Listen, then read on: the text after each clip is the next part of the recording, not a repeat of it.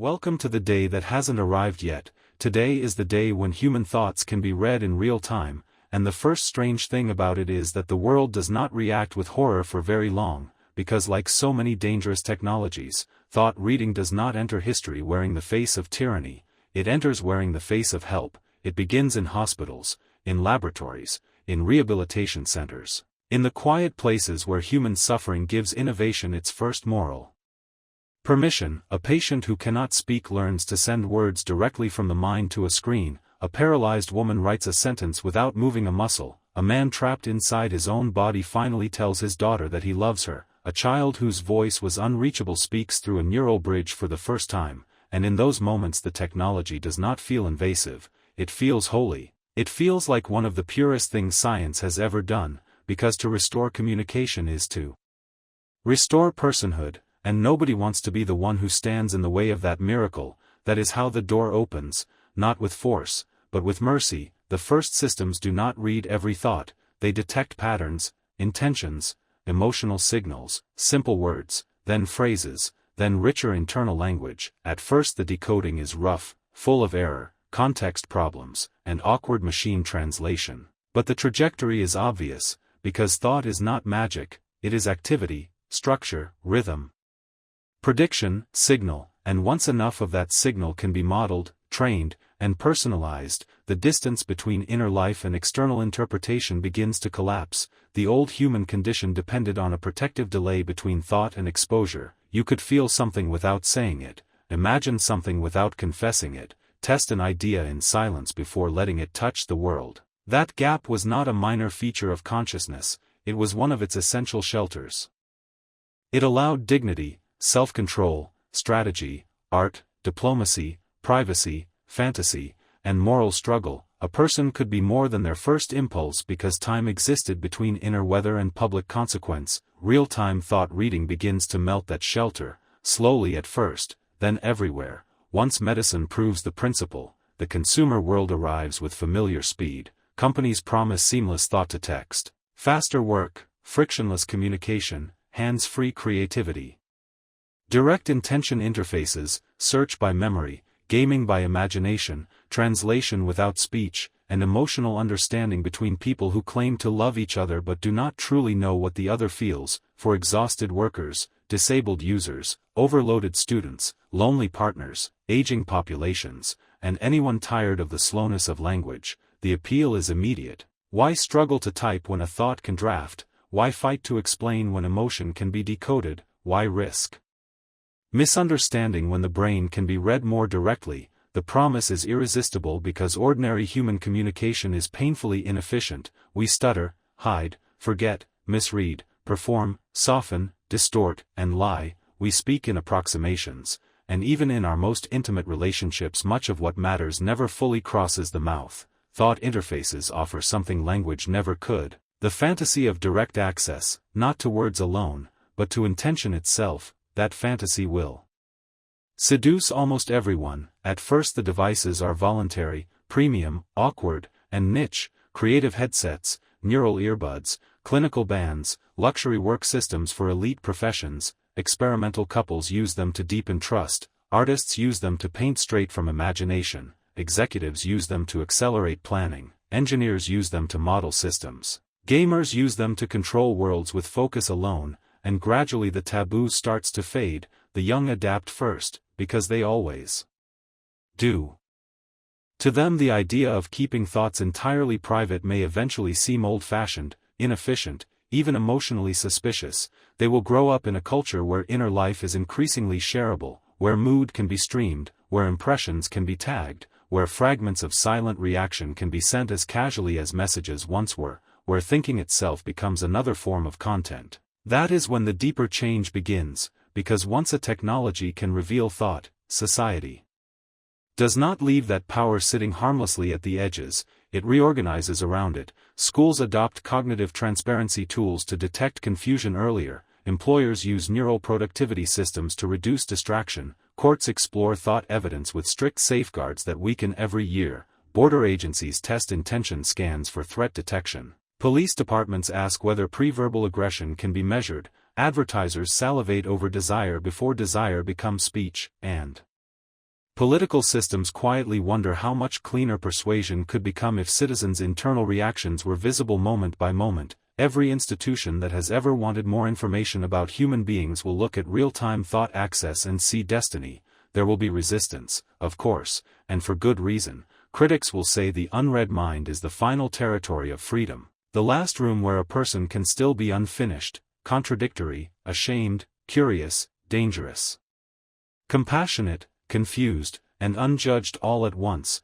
They will say civilization depends on the right not to expose every impulse, because morality is not the absence of dark thoughts, it is the ability to govern them without immediate punishment. They will warn that once inner life becomes legible, power will stop waiting for actions and begin disciplining possibility itself, and they will not be paranoid, they will be early, because thought reading in real time does not merely create new data. It changes what it means to have a self. Imagine sitting across from someone who can see the flash of irritation before you smile, the flicker of attraction before you hide it, the private doubt beneath your public confidence, the quiet boredom inside your apology, the memory you never meant to reveal, the grief you tried to bury, the violent fantasy you would never act upon, the judgment you swallowed, the lie before it exits your lips. Some people will call this liberation, radical honesty. The end of hypocrisy, the death of manipulation, and in some narrow cases they may be right, but the human personality was never designed for total exposure. We are layered creatures, full of rehearsal, contradiction, symbolic thought, intrusive images, emotional noise, and passing mental shadows that do not represent our deepest values. A society that confuses all readable thought with truth will become cruel very quickly, because the mind is not a polished statement, it is a storm. Relationships will transform first and hardest, because intimacy has always depended on partial mystery, on choosing what to reveal, when to reveal it, and how. Lovers will claim that real trust now means neural openness, not just honesty in speech, but access to the flow beneath speech, and many people will surrender to that pressure because refusal will sound incriminating.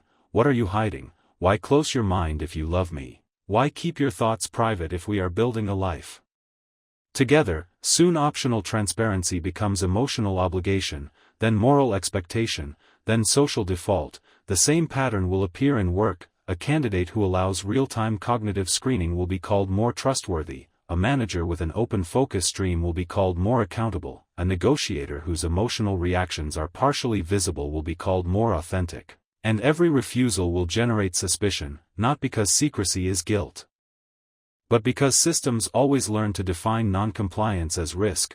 Once that happens, freedom survives only on paper. There will still be laws, charters, rights language, solemn speeches about cognitive liberty, but practical life will drift elsewhere, into insurance discounts for neural sharing, workplace perks for attention monitoring, educational rewards for transparent comprehension, legal advantages for voluntary scans, dating culture that fetishizes total access, and social platforms where private thought fragments can be converted into status, connection, and monetizable personality. People will not lose mental privacy in one act of confiscation, they will trade it away piece by piece for convenience, advantage, reassurance, and belonging. The darkest transformation arrives when the systems become predictive enough to interpret not just what you are thinking now, but what you are likely moving toward emotionally before you fully know it yourself. Anger signatures, attraction signatures, panic signatures, dissent signatures, radicalization signatures, despair signatures, consumer hunger signatures, all inferred in motion. That is the moment thought reading stops feeling like communication technology and starts feeling like governance technology, because whoever can read minds in real time does not simply understand behavior, they can intervene before behavior solidifies. They can calm, redirect, price, flag, manipulate, seduce, isolate, or preempt. They can sell you relief before you name the pain, punish you before you choose the act, and shape you at the level where decisions are still soft enough to bend. Some governments will use this in the name of stability, some companies in the name of personalization, some families in the name of protection, some schools in the name of care, and all of them will use the same moral language. We are only trying to help, but help becomes terrifying when it enters the mind before the self has finished becoming. There will be black markets for unscannable spaces, neural noise devices, thought masks, analog retreats, and relationships built on the old luxury of not knowing everything, privacy will no longer mean hiding your browser history, it will mean defending the silence in which a human being can still think without immediate interpretation. The rich may buy mental darkness the way earlier generations bought land. Secure zones where cognition cannot be harvested, while ordinary people live inside environments that constantly translate their reactions into usable signal. That asymmetry will define a new class divide, not between those who have information and those who do not, but between those whose minds remain partially unreadable and those whose inner weather is continuously legible to institutions. At that point the cultural meaning of thought itself changes. Children raised inside cognitive transparency will think differently from us, they may self-censor earlier, fantasize less freely, internalize performance more deeply, or develop new forms of split consciousness in which part of the mind is always managing the readable surface while another retreats into harder-to-detect symbolic patterns.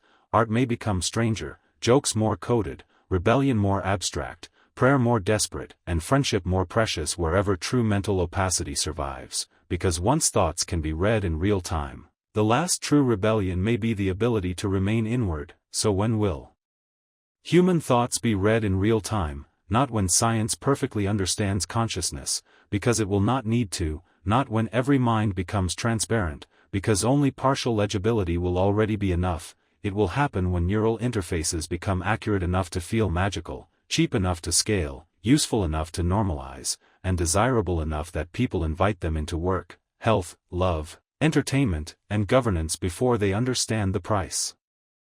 It will happen when the benefits of direct mental decoding become impossible to ignore, when the speechless speak, when creativity accelerates, when misunderstandings shrink, when efficiency surges, and when comfort convinces society that the final private frontier is only another inconvenience waiting to be optimized. Human thoughts will be read in real time on the day we stop treating the mind as a sanctuary and start treating it as an interface, and once that happens, the question will no longer be whether technology can hear what we think, but whether there will be any part of the self left that still belongs only to us. This was another day from the future. Until next time.